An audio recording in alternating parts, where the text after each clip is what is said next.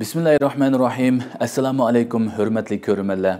İstiqlal kundalik xabarlarini ko'rishingizga qizg'in qarshi olamiz. Men Arshidin Ediqot. Tövəndə vatanimiz Sharqiy Turkiston va dunyo kun tartibiga aloqador muhim xabarlarni huzuringizga sunamiz. Qani diqqatinglar ekranimizda bo'lsin. O'zbekiston prezidenti Yaponiyada Uyg'ur tilida kutib olindi. Yaqinda Yaponiya muavin tashqi ishlar vazirlik vazifasiga qayta tayinlangan Uyg'ur qiz Arfiya erining Yaponiya bilan turk islom dunyosi o'rtasidagi ko'riklik roli bargan sari gavdalanayotgan bo'lib, u tunugun Yaponiyaga ziyoratga borgan O'zbekiston prezidentini Uyg'ur tilida qarshi oldi. O'zbekiston prezidenti Shavkat Mirziyoyev 18-dekabr Yaponiyaga ziyoratga borgan bo'lib, Yaponiya ichki ishlar va aloqa ministri Yoshimasa Hayashi, muavin tashqi ishlar vaziri Arfiya eri qatorliq bir turkum amaldorlar aerodromda kutib olgan. Arfiya ijtimoiy taratquv hisoblarida tarqatgan sinda ko'rsatilishicha, u O'zbekiston prezidentini Uyg'ur tilida qarshi olgan. Shavkat Mirziyoyevmi uning so'zlarini to'liq tushunib, qizg'in paranglashgan va uningga gul taqdim qilgan.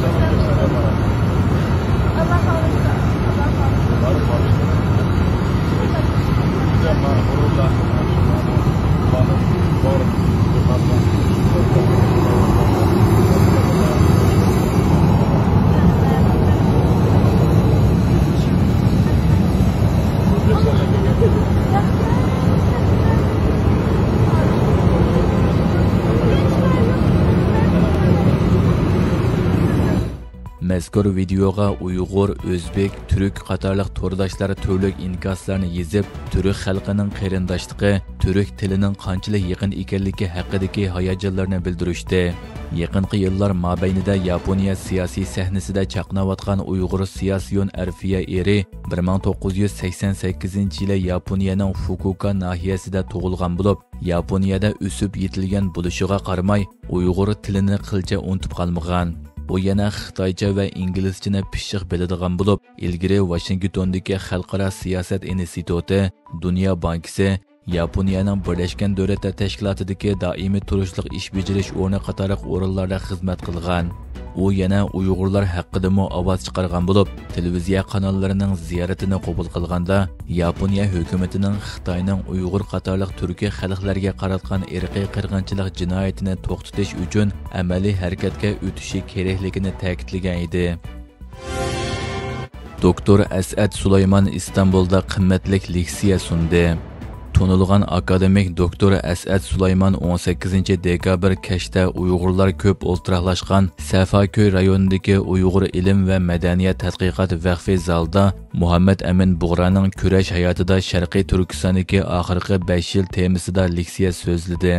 Muhammad Amin Bug'rani xotirlash xalqaro ilmiy muhokama yig'iniga qatnashish uchun Istanbulga kelgan doktor As'ad Sulaymon muhokama yig'inida so'zlagan mazkur maqolasini to'liq va tafsiliy anglatish uchun payshanba kechda yana Sharqiy Turkiston o'limalar birligining o'rinlashtirishi bilan Uyg'ur ilm va madaniyat tadqiqot vaqfi zalda leksiya so'zladi.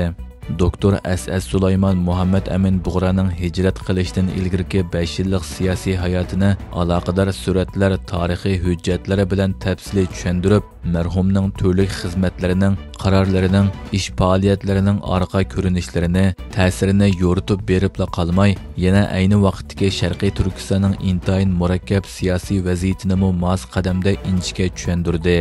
Yig'in zali leksiyani anglash uchun kelgan Uyg'urlar bilan liq to'lgan bo'lib, leksiya oxirlashgandan keyin bir qism qatnashuvchilar Muhammad Amin Bug'raga aloqador bir qism savollarni o'tirg'a qo'ydi. Doktor As'ad Sulaymon savollarga astoydil javob berish bilan birga, navbatda muhojiratga Uyg'urlarning qilishga tegishli zarur xizmatlari haqida to'xtaldi. Oxirida doktor As'ad Sulaymon bir qism qatnashuvchilarning taklifi bo'yicha 3-7 fojiasi nomli kitobiga imzo qo'yib berdi. Meta shirkatining Xitoyga aloqador sajjiligi oshkorlandi. Facebook, Instagram, WhatsApp qatorliq ijtimoiy taratquv suplarining ana shirkati bo'lgan Meta Xitoyning qonunsiz e'lonlarga qasddan yo'l ochib bergan bo'lib, foyda manfaat uchun ishlatuvchilarning bexatarligini nazarga olmagan. Reuters agentligi Meta shirkatining ichki hujjatlari asosida bu satchilikni oshkorlagan.